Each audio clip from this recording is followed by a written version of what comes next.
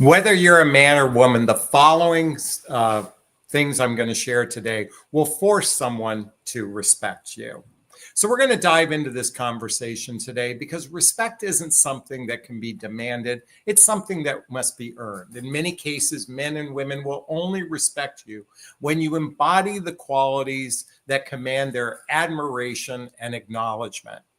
So I want to share with you a quote from Dr. Pat Allen. I believe I'm going to get this. I hope I get this correct. Is that a man feels cherished when he's respected, and a woman feels respected when she's cherished. Now, here's the thing. I don't believe it should be singular to a gender, feeling respected. In fact, when I think of respect, let me reframe that. When I think of the opposite of respect, I think of disrespect or disregard. So what I'm going to share with you are 10 factors you may want to consider, whether you are a man or woman, to elicit respect from the person that you are engaging with. And I say engaging with, since my channel is about dating, mating, or relating for those in midlife, and I say midlife is after baby making years and before retirement. This isn't singular to an age, but I will say this, as we age, we come to the table with a lot of bias, a lot of perceptions, a lot of opinions. And it can be challenging to begin to get to know someone, particularly when there are different opinions and there's differences between two people. Now, I've always believed that two people can disagree with one another and still maintain respect for one another. And yet, sadly, in the dating marketplace today, this can be rather challenging. But what's most important to recognize in what I'm about to share is you can embody these 10 factors for yourself, and it's regardless of whether or not you get along with another person, whether or not that you're aligned with another person, whether or not that you're an ideal match for another person. As I said before, this can be very challenging times because we are a melting pot of a variety of different perceptions, different viewpoints, different opinions, just to name a few. And then there's lifestyle differences amongst people in the dating marketplace, and certainly value differences. And don't get me started on emotional maturity. The fact of the matter is we have a significant population of people in the dating marketplace that have weak emotional maturity, weak relationship skills, and it makes it very difficult for them to actually engage with another human being, even from a place of respect. So let's dive into these 10 factors I'm about to share with you. Now, I want to share really quickly that this is research. These are my notes from research I'm doing for an article that I'm writing right now. So this is I'm gonna actually pull up my notes because I haven't memorized all of this yet. So I want you to bear with me a little bit. But the first factor I want you to consider is, and let me just read out loud, set clear boundaries and enforce them. Set clear boundaries and enforce them. Now, I like the way Brene Brown describes boundaries. And boundaries is simply what's okay and what's not okay for me. What's okay and what's not okay for me. You know, you can set a boundary on almost anything in your life. Now, I don't like a boundary in the sense that you have to set up a wall, okay? It's not a wall. A boundary is simply, as I said, what's okay, what's not okay for me. You know what? I don't know why this comes to mind, but I'm actually thinking of a friend of mine who has a habit of always being late. It just absolutely annoys me. I could be sitting waiting outside for 20 minutes. Sometimes if he says, I'm going to pick you up out in front of your house, and he said, I'll be there in 5 minutes, and he could end up being 20 minutes late. And I finally had a conversation with him. I said, you know what? This is unacceptable. If that's going to continue to be your pattern, then I'd just rather blow off hanging out with you because I appreciate punctuality. I appreciate intentionality. And because of this, I feel respected, particularly when you're punctual. Now, it's interesting. I mentioned punctuality because I can tell you from the dating premise, I've gone on more dates than I can count where people have been late to a date. And I'm not just talking 5 or 10 minutes, but I'm talking 30 minutes to an hour. And while we all have crisis in our lives, you know, that can cause us to show up late for something, I'm going to tell you something. It's happened so much where I feel disrespected. In fact, to me, punctuality demonstrates respect. So I'm just merely saying is you can set your boundaries in a variety of different ways, and you have to decide what's important to you. Maybe consistent communication is a boundary that you need in a relationship. And again, it's about setting clear boundaries and enforcing them. And enforcing them means not like I'm going to tell you with my friend, I said, look, the next time you screw up, I'm done hanging out with you. And you know what happened?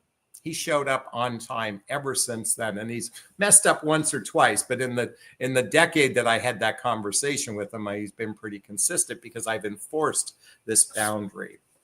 Okay, the second factor to consider is to be assertive, not aggressive. To be assertive, not aggressive.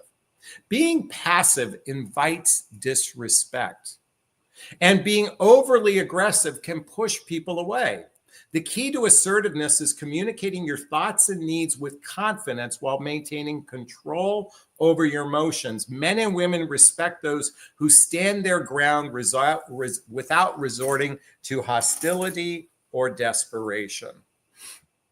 You know, it's interesting. I witness this too often where I see women who are aggressive in their demands, or they can be rather passive in their demands. In fact, some of the passivity I see is being quiet, expressing one's needs. Let me be clear for everyone. Part of the whole point to be in a romantic relationships is to get your needs met from another human being. Our needs for reciprocity, our need for closeness, our need for connection, our need for physical intimacy. We all have a variety of needs. You know what surprises me? You know, men are considered the logical thinkers and women are considered the emotional, I don't want to say thinker communicators. But I can tell you as a dating relationship coach, I've witnessed so many women who struggle expressing their needs. In fact, in many cases, they actually have duct tape over their mouth, meaning that they're silent to their needs. And this is why I want to encourage you all to begin to identify what is it that you need in a relationship? What do you need to feel? And start expressing that in an assertive way, not in an aggressive way. Okay, the third factor to consider here tonight is master the art of composure. Master the art of composure. You know, it's interesting. I was in a relationship some years ago with a woman who I really appreciated her composure. She was very diplomatic in some cases when she communicated with me. And my point, why I found that rather attractive, it wasn't this erratic, as I said before, aggressive communication or a passive communication.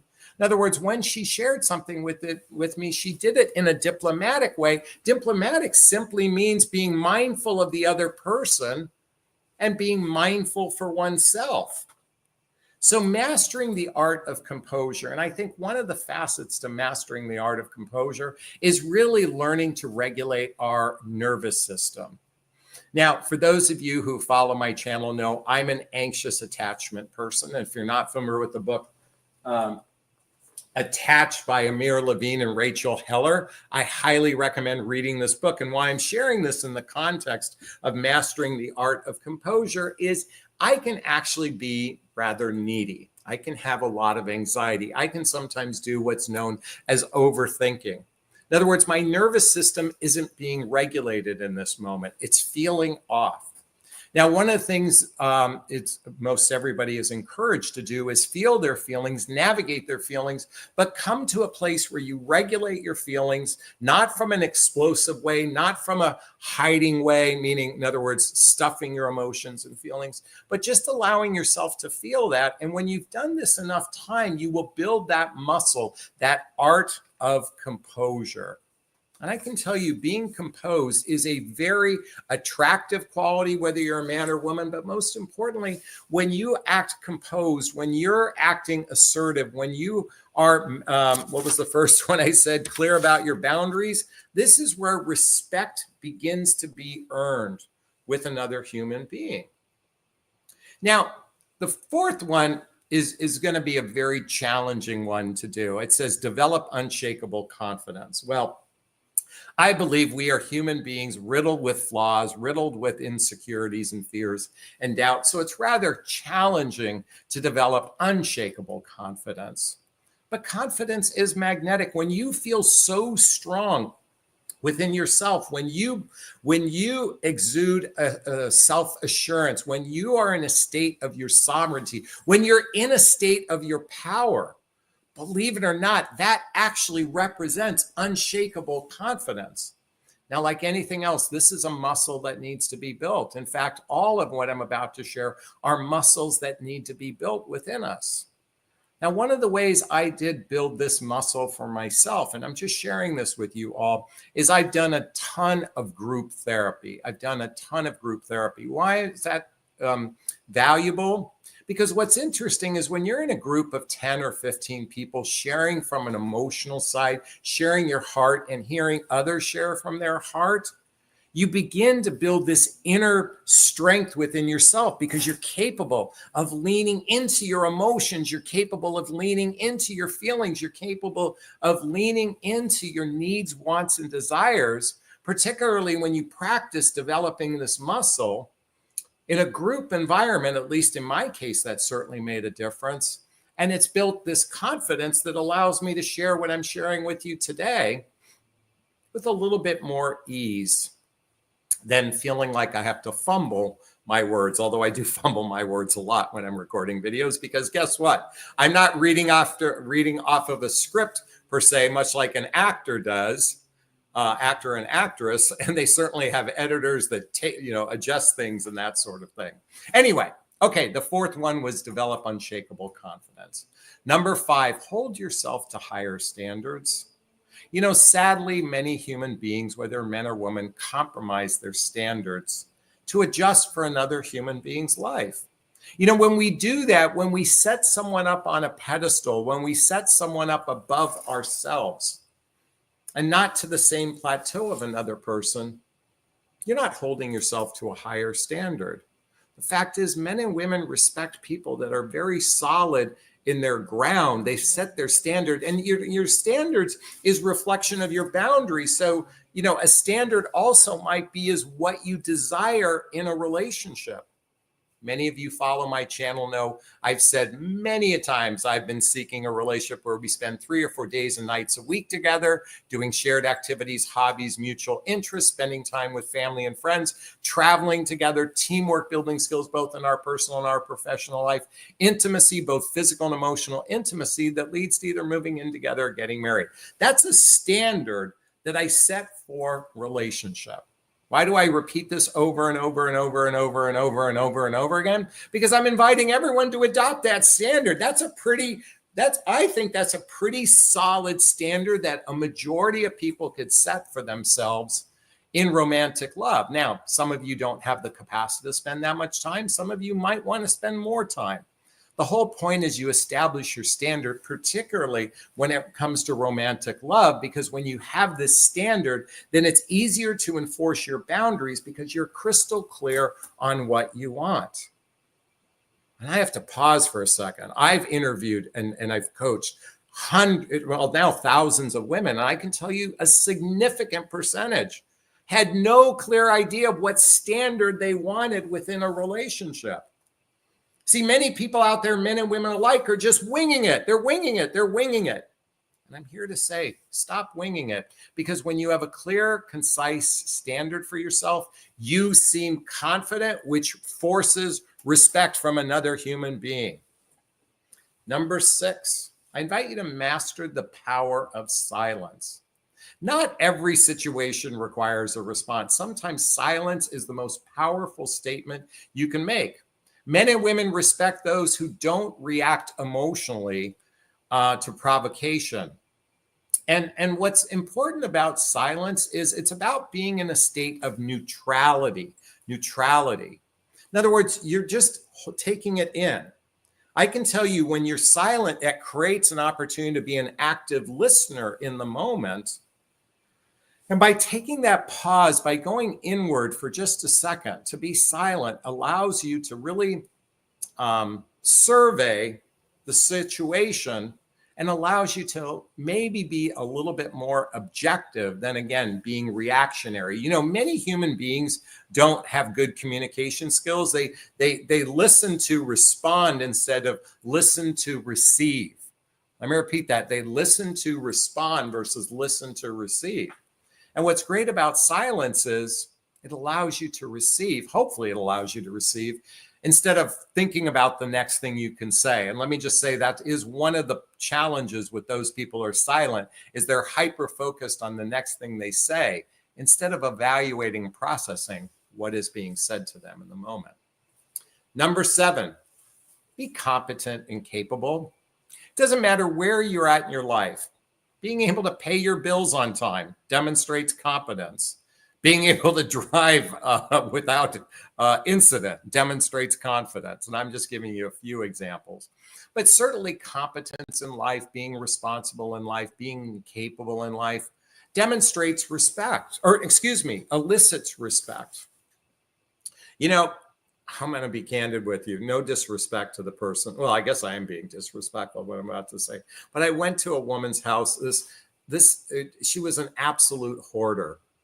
Now, this isn't necessarily directed to competence and capable, but I wondered to myself, if you are hoarding things in your life, where are you incompetent? Where are you incapable in other facets of your life?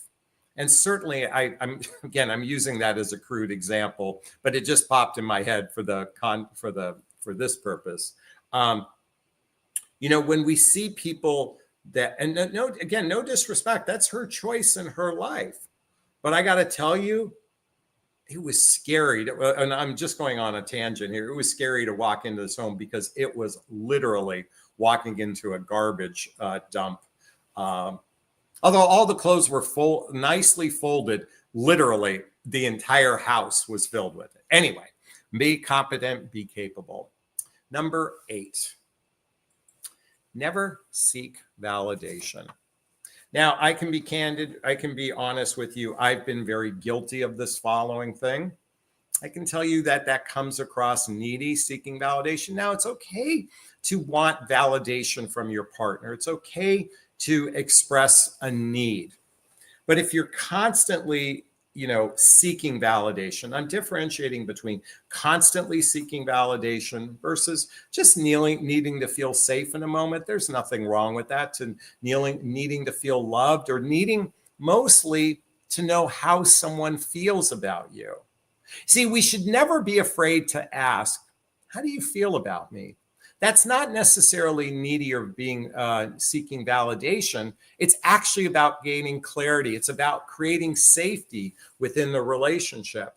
But if you are in a constant state of a need of validation, then chances are you don't feel safe in the relationship. That oftentimes means that there's something else missing in the relationship. And I would address that versus needing to be validated all over and over and over again. Number 9, be direct and honest. I think of being vulnerable, being authentic, being transparent. Being direct simply means let's not just avoid conversations. Let's speak our truth. Now, certainly you can speak your truth in a kind way. If you're not familiar with my book, What the Heck is Self-Love Anyway? A Journey of Personal Development, Self-Help, and Spiritual Work, there's a link below to get a copy of my book. Chapter 1 says, speak your truth, do it with kindness. That's about being direct and honest. And let me just share with you, chapter 9 of my book, if it's sincere and from the heart, you can't say the wrong thing to the right person. When you're direct and honest, now, let me just say this, having no filter isn't the same thing. I think a lot of people think, oh, I'm direct and honest. They have no filter. I think we have to be mindful of other people's feelings when you share something. And just because it's your truth doesn't mean it's the truth. When you're criticizing or being critical of another human being, when I'm talking about being direct and honest, be direct and honest about your thoughts, your feelings, your opinions, not your judgments or perceptions about other people. Because oftentimes, it's a projection. It's not necessarily the truth. And last and not least, number 10, respect yourself. If you want to be respected, then it requires respecting yourself. Now, I can share with you, many of us are riddled with insecurities and flaws, and we can feel inferior at times. We can feel afraid. We can feel doubt. We can feel confusion. But you know what? We all can look at ourselves and say, you know what, I can do better. But most importantly, I respect myself. So the way I respect myself is I do my best to operate from the premise of don't do harm for others. Always do my best. I'm in fact, I try to subscribe to the four agreements, to be impeccable with my word, to recognize that other people's opinion of me is their projection, to not take things personally. And boy, I just went brain fart on the fourth one. What is it? Always do your best. Don't make assumptions. Don't take anything personally, and be impeccable with your word. I did say all those. That I think if you master the four agreements, you really have embodied respect within yourself. And so coming back to this book, I highly recommend checking it out. And all the books I listed are in below under Jonathan Recommend Books. So I've just shared with you 10 factors that when applied, whether you're a man or woman, I don't like the idea of forcing respect, but it's going to be very difficult for a person not to respect you, especially if they're operating in those same 10 factors and you're operating in those same 10 factors. There's a good chance you guys will vibe with each other really, really well. Is this sinking in? Is this resonating with you? Please let me know. I'd like to hear your thoughts on this conversation. Post a comment below. I do my best to read them all in the first 24 hours. As always, if you find value in my videos, please hit that like button. Please share this video. Please subscribe to my channel. Hit that notification bell that's somewhere right there. Oh, maybe the notification bell is over there. So you can be notified of videos. And if you want to connect with me directly, there's links below to schedule a discovery call with me to see if working with a coach is right for you. There's a link to join my group called Midlife Love Mastery, where you can have direct access to me on a regular basis for less than $20 a month. Also, there's links to follow me on Instagram, to get the books I recommend, to get my dating vows. Check it out, listed below, my dating vows. You're going to want to read it. It's all listed below. All right, those who know my live format know it's time for Q&A. If you have a question, there's a little chat box in the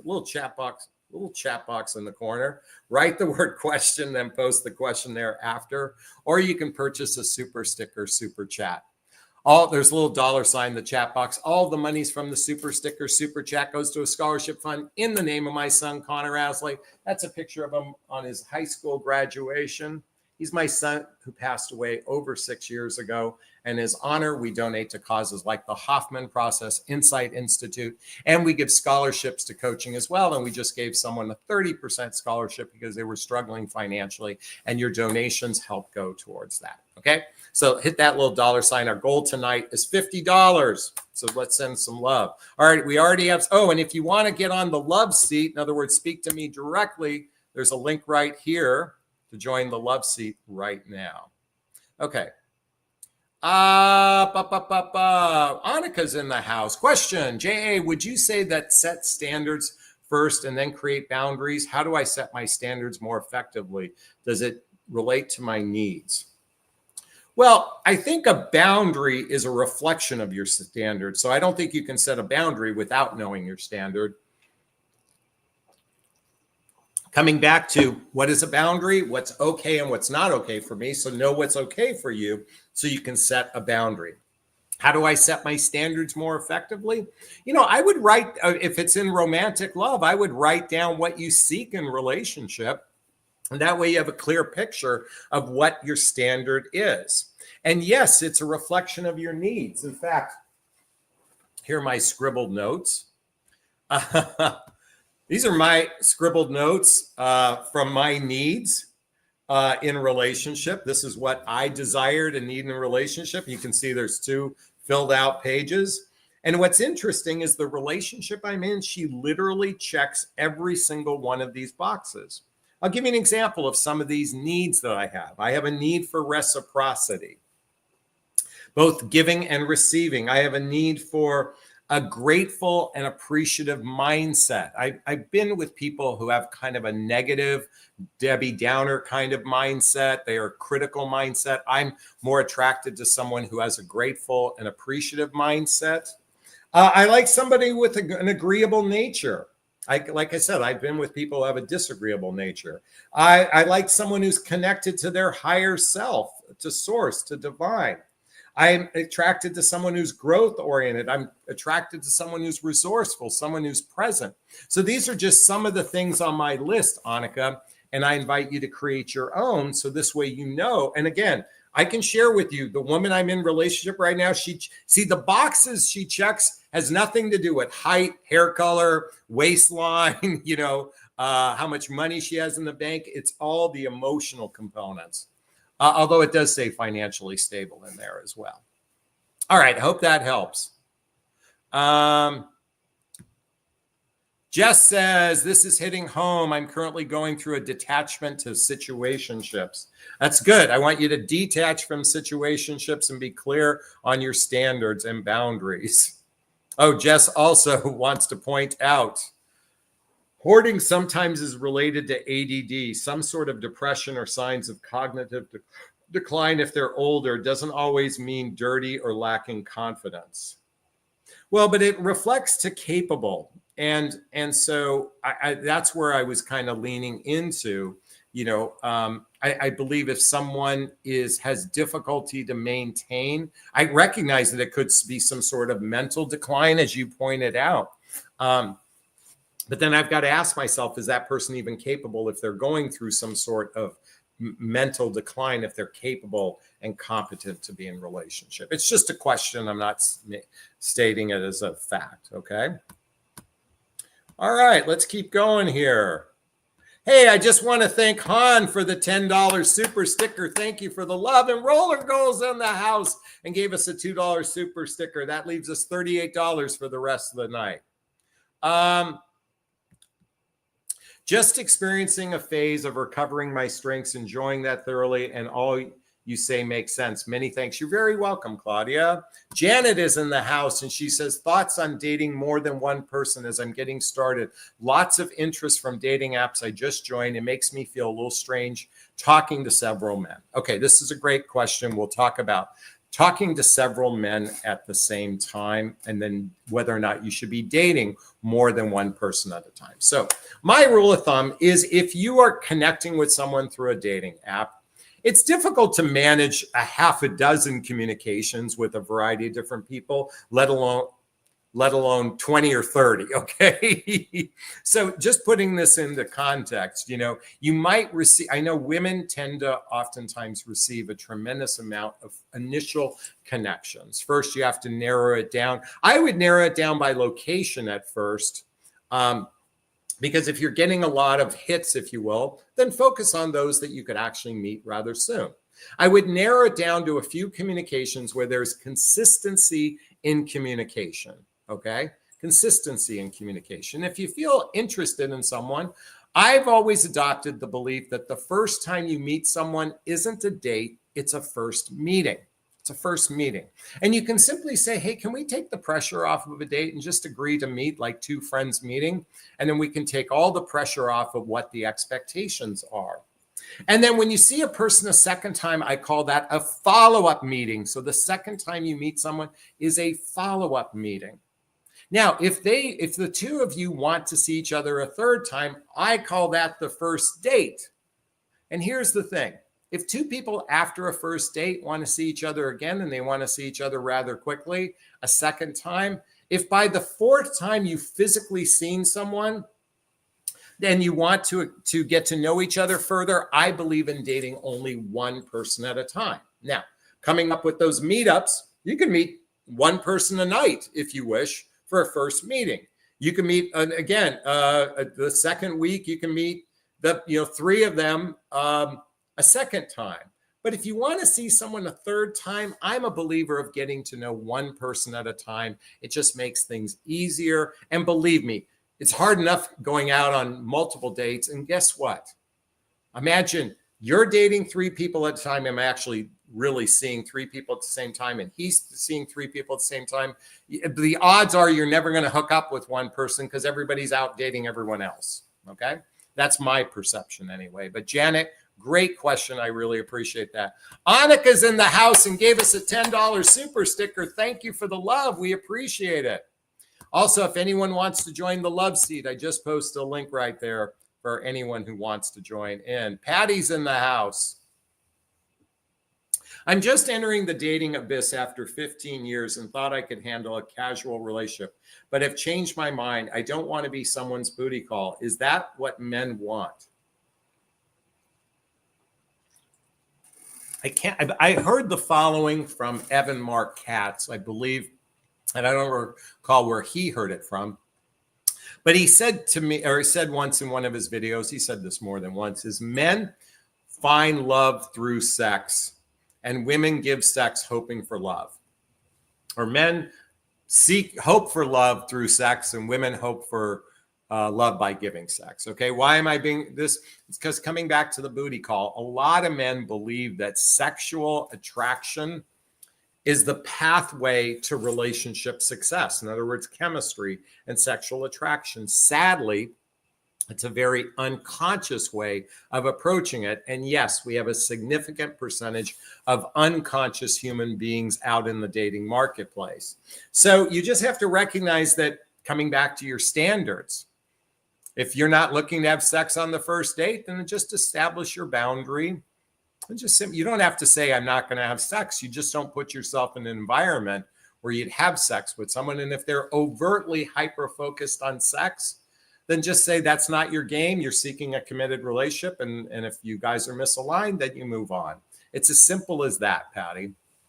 But that was a great question. Thank you so much. Regina's in the house.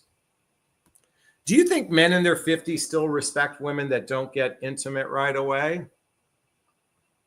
I think the question is, do men respect women who are intimate right away? That might be, in other words, I don't believe it's an issue of respect. Men who hyper focus on sex, it's not whether or not they respect you or not. And I can tell you, I know a lot of men who have had sex on the first date and got married thereafter. So I just want you to know the inverse of what you're just sharing. I wouldn't be so concerned about it. But first off, I wouldn't care if he doesn't respect you if you don't get intimate right away. But it's not an issue of respect for men. It's just a misalignment. Because if he's only focused on sex and he's not focused on something deeper, then the two of you are already misaligned, and that's okay. I don't think it's going to work out if you two are misaligned with one another. Janet wants to come back and say, thanks. I have weeded out several men and had coffee with 3 local men. I'm seeing one again. We really clicked. Yay! Well, keep us posted, okay? Okay. Let's go. Let's see. Annika's back in the house. When do I talk about my attachment style to someone I'm dating? I'm anxious, and often that means my composure can be misunderstood at times. I'm leaning more secure, but still have triggers. This is a great question. It's interesting. If anyone's been watching the season 8 and Love is Blind, it's interesting because one of the men in the pods asked the woman if she was familiar with love attachment style. And did I bring up the book? Where's the book attached? Again, talking about the book Attached by Amir Levine and Rachel Heller. He brought it up on one of the pod dates. I think anything is game on a first date. You could simply say, are you familiar with love attachment style? And if someone says yes, are you familiar with what attachment style you are? Now, 90% of the population all believes they're secure. Okay, there's this delusion and fantasy humans live in that they're just so perfect, and everyone else is riddled with flaws. Here's the thing. If it's something he's curious about, you can talk to him about it. You can, if you're intimately familiar with love attachment style, Annika, you can share the different facets, the different secure and insecure, the different insecure styles, and have a conversation with them. And you might bring a little bit of intimacy between the two of you. And what is intimacy? Intimacy is simply into me see. Into me see. I think I heard that from Esther Perel. Into me see. Jess is back in the house. Question, like I mentioned earlier, I'm detaching, not interacting with the person I was in the situationship with. It's a bit difficult, but I've held myself distance. Could this be confused for being toxic? Well, Detached could be confused as avoidant. Detached could be confused as emotionally unavailable. I don't think it could be confused with toxic, although, I mean, how someone perceives something, I mean, it's fair game how any human might perceive something. But I don't think it'd be toxic, but I could envision it being seen as emotionally unavailable, or, and that being detached from an outcome is a very good place to be. It's a place of neutrality. But for some people, it might look like you're not standing on the 50-yard line. So I'm always encouraging to be radically honest, be vulnerable, be authentic, and be transparent about your needs, wants, and desires. And hopefully you're speaking with someone who operating on the same premise. Maria wants to know, what about friends with benefits? Isn't it a little bit destroyer of real intimacy? It's fascinating to me. I had an amazing conversation with a new client, and she's in a new relationship. She's about 2 months into the relationship. By the way, she led with sex in the beginning. She was the one who led with sex. Now, let me tell you the backstory. She'd been divorced for about 5 or 6 years. She hadn't been physically intimate with anyone for almost 10 years. She casually dated, but she took a break to raise her children. And by the time her children out of the house, I think she was in her late 40s, she was really horny. So it turns out the first man she met, she said, look, I'm interested in sex. Now, she was attracted to him. She knew of him a little bit because they had mutual friends. I think they had a half a dozen mutual friends. In fact, these mutual friends were close friends to each of them. They just hadn't known each other. And she put it out there and she said, look, I think she called it a play party. Basically, she was saying, I'd like to start a friends with benefits. And sure enough, they had this great wild night of sex. I'm listening to this story and I'm like, oh my God. And then the next night they got together and had wild, great sex. And the next night they got together and had wild, great sex. And then she went over to his place for the weekend and they had sex the entire weekend. And they went out to dinner. They went out and did some things. And 2 months later, they're practically attached to the hip. Okay. But it started off as a play party. It started off as friends with benefits. Now, what's interesting about this story, and what I think, I don't want to judge anyone who chooses a friends with benefits circumstance, is that there was consistency between the two of them. And what she also shared was they were radically vulnerable with each other. They were authentic. They were transparent.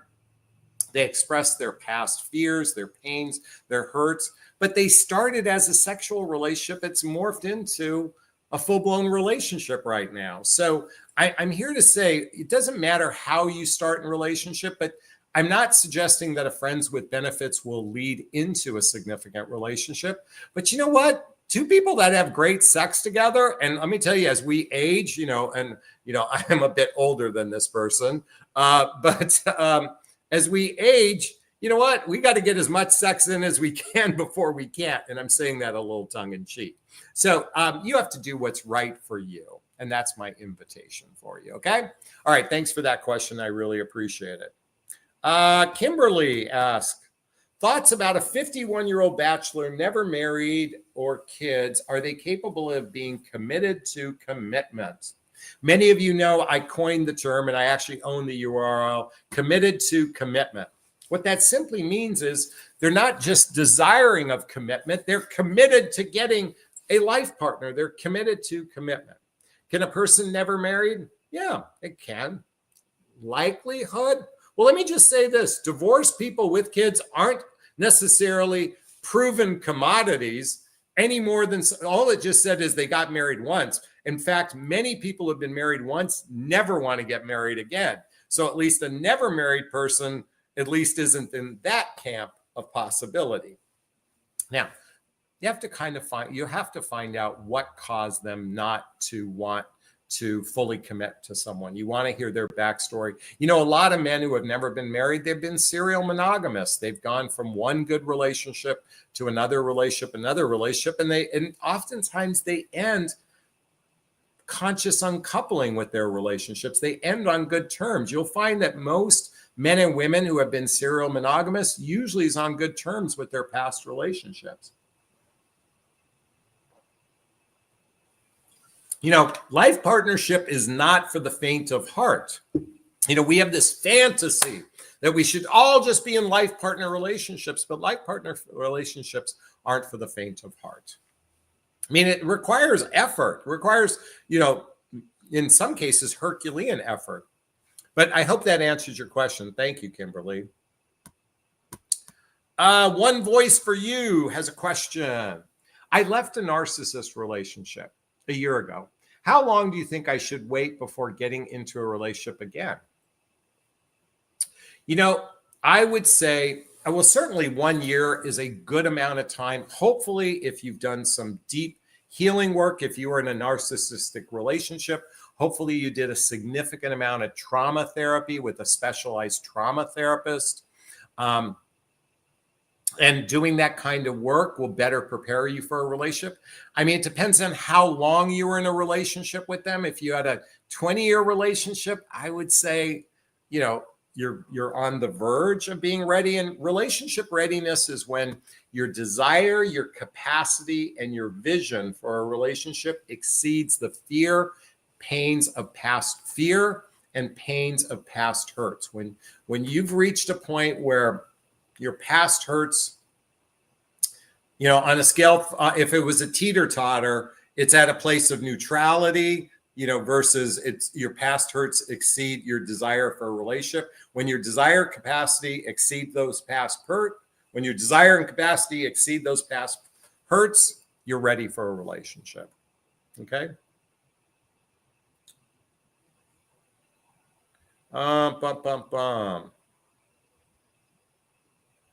Jenny is in the house.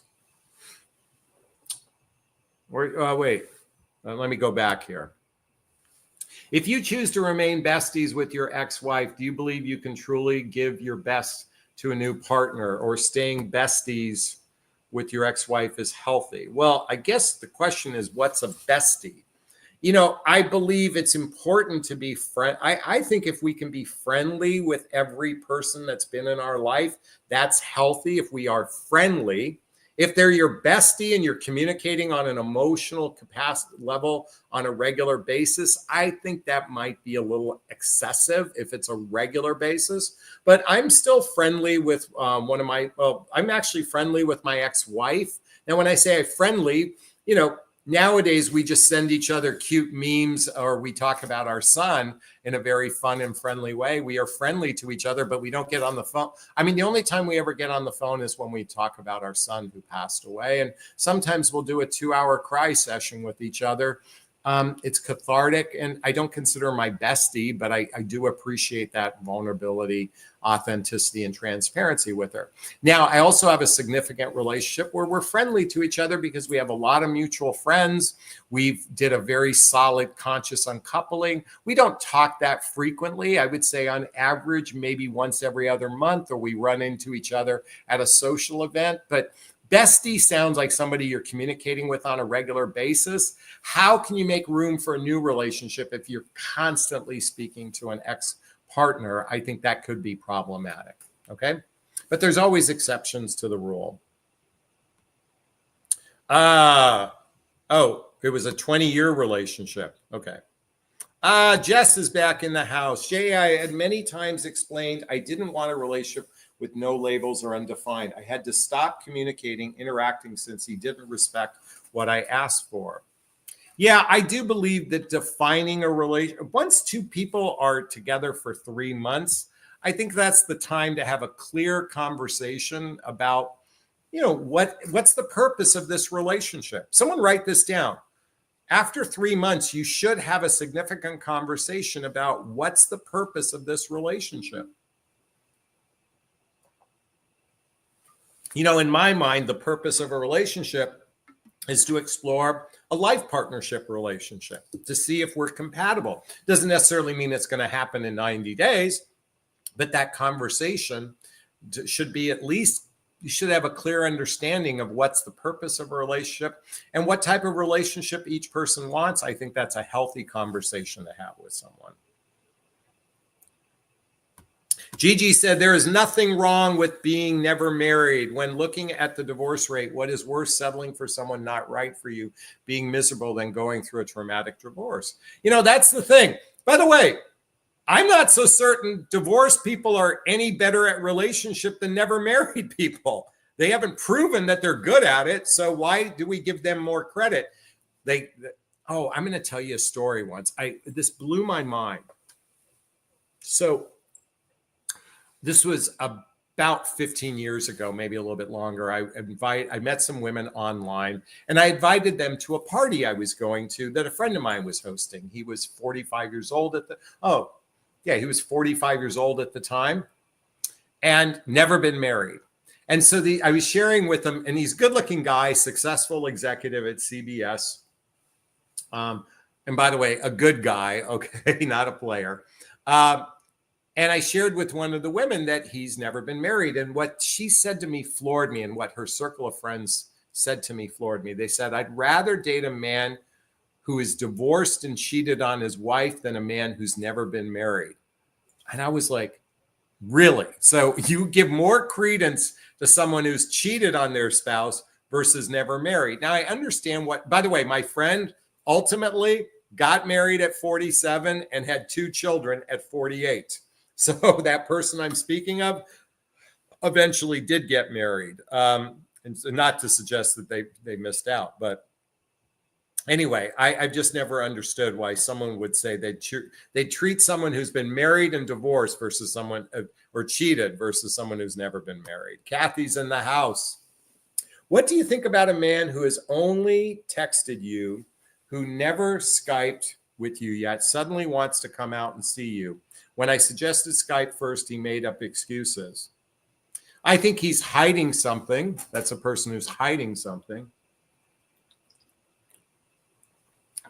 Could be he's hiding his height or how old. By the way, it could be much older than that. But I think that's a person that's mostly hiding something. And I wouldn't engage in communication with. Here's my rule of thumb: couple telephone calls and a Zoom, FaceTime, Google Meet, Skype. Right away. Don't communicate more than a few times and then get on a Skype, video chat, FaceTime, that sort of thing. If it's long distance, it's imperative to do that sooner rather than later, Kathy. That's my invitation for you. One voice says, Jonathan, great advice. Thank you. Your desire to be in a relationship is more than a hurts with a narcissist. Exactly. By the way, folks, I'd appreciate a donation to the Connor Aslay Scholarship Fund. There's a little $sign in the chat box. I'd love to get another $20 before the evening ends. Let's see what we got here. All right, I'm going to since we don't have any questions in yet.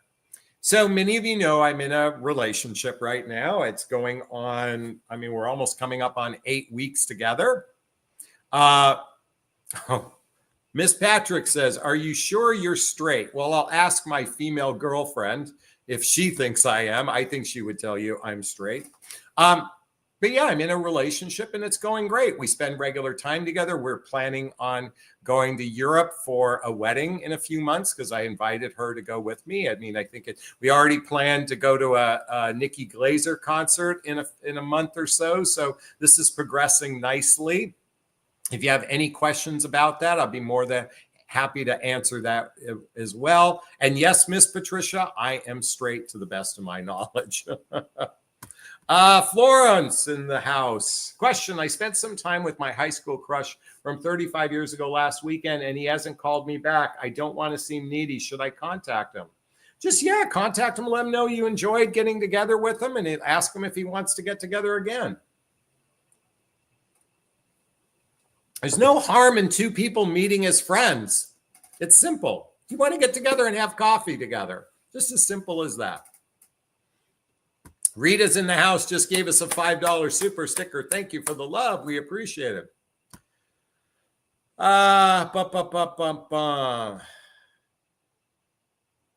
Jess says marriage isn't for everyone, just like having kids isn't for everyone. Yeah, I mean, I'm in a full agreement. It's not for everyone. So I'm totally in agreement with that. All right. If you have a question, write the word question and post the question thereafter. Or you can purchase a super sticker, super chat.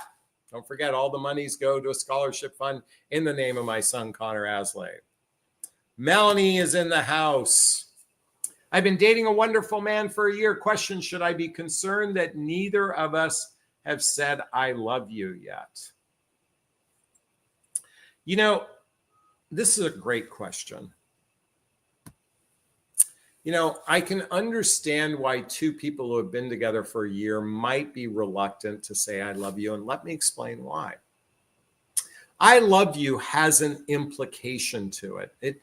Because the words that are missing, you know, when we say I love you, it's missing the word forever.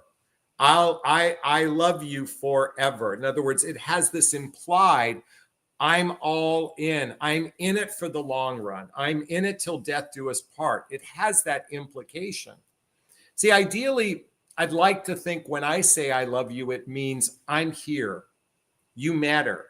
We're important. I've got your back. I'm not going anywhere, and I only want you. And these days, that implies all in. And the reality is it's scary to want to go all in with someone. It doesn't make it right or wrong. It just makes it scary to go all in. So I can understand why there's hesitation to say I love you, because it implies forever to some degree. And it sounds like you guys are still building trust. And then this is where you have to ask yourself, are you building a life together, or are you just sharing time together? Let me repeat that. Are you building a life together, or are you just sharing time together? If you're just sharing time, I can understand why there's a reservation to say I love you, because again, it implies forever. I'm not saying that's what it means. I'm just saying that's kind of the implication when we say I love you. Okay? Let's see. All right. LA says, my mystery man is cheating on me. He was divorced, man. Yes. I'm not understand. I think you, please forgive me. I don't understand that question. Roller Girl's back in the house, and she wants to give us the $2 super sticker celebrating the 8 weeks of my relationship and my son, Connor. Thank you so much. I appreciate that. Annika's back in the house. Question, are there any workshops or events for couples you would actually recommend? I would Google Eden Group. Hold on a second. Eden World. Let me look. Let me just double check this. Okay. Eden World. Okay. It's edenworld.org. Okay. We're a premier private membership club for couples seeking supportive community, epic experiences, and tools to build an extraordinary life. So it's Eden, E-D-E-N. Someone put this in the chat box, edenworld.org. Rano and Sierra are the husband and wife that are the founders of this. I have several dear friends in this community. So I would check out Eden World, and I believe it's done online. So I highly recommend that for couples. I also believe Allison Armstrong does events for couples. I think the Gottmans do events for couples. So I would Google Allison Armstrong and the Gottmans, but I would definitely check out Eden World. I've participated in their events, so I am familiar with their work, and I think they do fantastic work. Okay. All right. I think this will be our last question of the evening. Question, guys show interest first 2 weeks. I get to know them, then they ghost me. I do not act crazy or get too sexual. I don't know what I'm doing wrong. Any advice? I'm a 40-year-old woman. Sounds like you're not building enough friendship. There's not you, but there's not enough friendship being built, enough safety. I don't really know without actually physically going out on the dates with you, but it sounds like something is missing in the area of building friendship. And, you know, not everybody is, believe me, sometimes you got to kiss a lot of frogs before you find your prince, so to speak.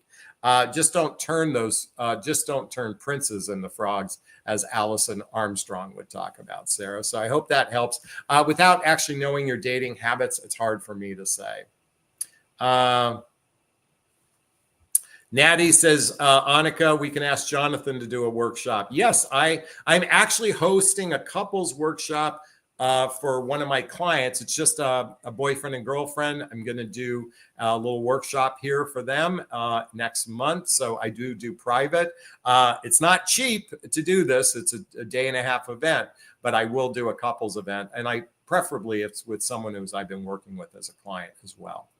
All right. I hope you got value out of this conversation. How to generate respect with another person when you do those 10 things I shared with earlier. Did you find value in that conversation? I'd like to hear your thoughts. Post a comment below. I'd like to know what you feel. I do my best to read all the comments in the first 24 hours. As always, if you find value in my videos, please hit that like button. Please share this video. Please subscribe to my channel. Hit that notification bell so you can be notified of new videos. And if you want to connect with me directly, there's links below to schedule a discovery call with me to see if working with a coach is right for you. There's links to join my group called Midlife Love Mastery. There's a link to follow me on Instagram. There's a link to get all the books I recommend, all listed below. All right, I'm going to wrap up this video as I always do. First off, give myself a big, gigantic Jonathan Barrett of self-love. I'm going to reach into the camera and give you a hug of love, if that's okay. I'm going to ask you to turn to someone, a pet, a teddy bear, a pillow. Give either of them a hug of love, because hugs are a great source of love. And let's face it, we could all use more love in our lives. All right, I want to thank Natty's and Annika and everyone who donated, and Janet and Patty and Arnie and Rita and Ellie and Roller Girl and Jess and Texas Gamer and Black Duck Daisy Moon, Sarah E., everyone, Allison, and again, everyone who donated. Thanks so much. Wishing you all super duper wonderful evening. Be well. Thanks. Bye-bye now. Bye-bye.